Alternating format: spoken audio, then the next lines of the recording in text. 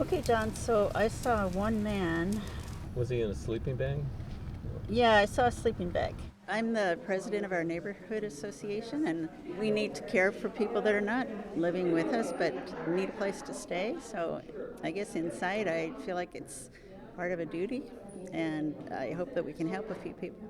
Being a volunteer for this year's Greater Los Angeles homeless count means a lot to Trisha Blanco. We've counted the homeless at least 3 times, I think, because it makes a big difference in Torrance government, in money allotments, in taking care of people. It's residents like Trisha that help the city capture a snapshot of what the current homelessness situation looks like in our city. I saw one family.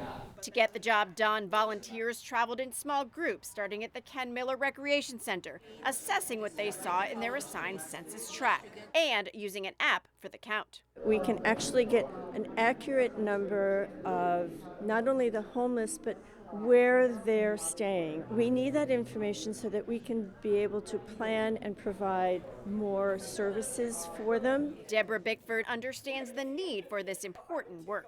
Torrance is a wonderful city to live in, and we as a city and people need to be able to provide for those that cannot have affordable housing and find a place to stay.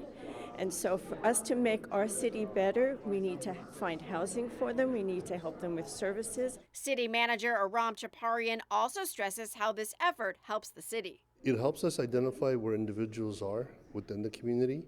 It also helps us determine what type of resources we can allocate when we are doing outreach, street outreach to individuals experiencing homelessness, and how we can connect them to services and get them off the streets. The city's outreach team now has this newly wrapped van dedicated to its mission, which includes providing those in need with access to temporary housing, mental health, and other services. The city also utilizes an interactive online platform. The homeless dashboards was designed to create a single point of entry where community members could access our services, get a foundational understanding of what homeless services entails, the condition of homelessness, and also the success stories as a result of our efforts in Torrance with the tiny home village at 3290 Civic Center Drive. To learn more about the city's homelessness services, visit torranceca.gov/services. You can also sign up for Torrance Alerts, My Torrance CA app, and the city's weekly e-newsletter. I'm Leslie Robbins with Torrance City Cable.